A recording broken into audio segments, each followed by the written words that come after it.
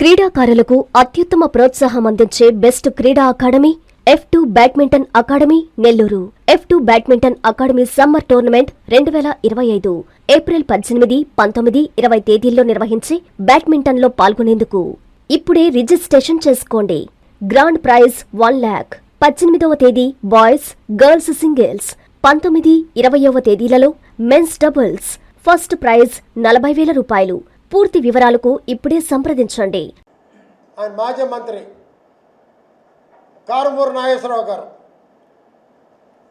నరికి పారేస్తాం, తెలుగుదేశం వాళ్ళని చంపి పారేస్తాం. మీరు విచారింపుకు వచ్చి అక్కడ కార్యకర్తలు రెచ్చగొట్టి తెలుగుదేశం కార్యకర్తల్ని చంపేదేంటి? అదే మీ ప్రసంగం. మళ్ళీ మాజీ ఎమ్మెల్యే ప్రకాష్ రెడ్డి ప్రసంగం, ఒక చంద్రబాబుని తిడుతూ, ఒక పోలీసుని తిడుతూ, ఇదే మీ ప్రసంగాలు. మమ్మల్ని నరగలరా మీరు? మా నాయకుడు చంద్రబాబు నాయుడు గమ్ముగా ఉన్నాడు కాబట్టి మీరు సరిపోయారు. మీలాగే మీలో 50% మేము చేస్తుంటే చీ మీకు అంత మాత్రం కార్యకర్తలు లేరు.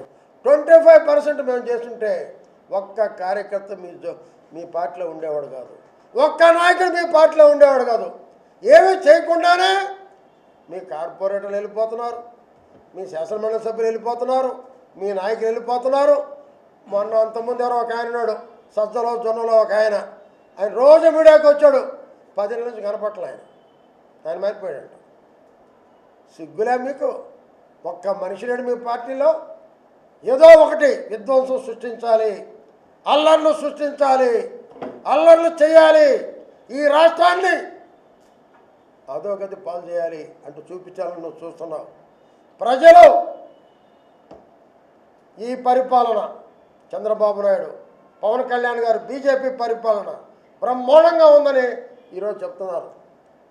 అయినా నీ ప్రవర్తన మారడంలే, నువ్వు బల ప్రదర్శన కావాలంటే చేసుకో, నాకు ఇబ్బందిలే.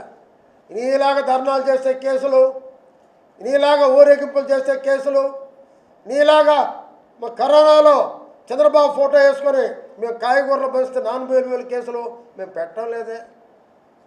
పెడితే నీ తోడు కార్యకర్త ఉంటాడా? ఒక్కరు మిగలుతారా నీకు అడుగుతున్నా? ఎవరు నీకు మిగలరు. అయితే విచారింపు చేసుకో, ఎవరు కాదనరు. నీ ఇష్టం వచ్చినట్టు పోలీసులు బట్టలు పొడి తీస్తా. పోలీసులు మగవాళ్లే కాదండి, మహిళా మనులు కూడా ఉన్నారు. గుర్తుంచుకో, ఎట్లా మాట్లాడాలో మర్యాద నేర్చుకో. ముందు మగవాళ్ళని ఇప్పమని కాదు నేను చెప్పేది, మహిళా మనులు కూడా ఉన్నారు. గుర్తు తెచ్చుకో, బుద్ధి తెచ్చుకో. అంతేకాని నీ ఇష్టం వచ్చినట్టు మాట్లాడతానంటే తెలుగుదేశం నరికేస్తారు మీరు. మా నాయకుడు వద్దో పద్ధతులు అని చెప్తున్నాడు కాబట్టి మీరు రోడ్ల మీద తిరుగుతున్నారు.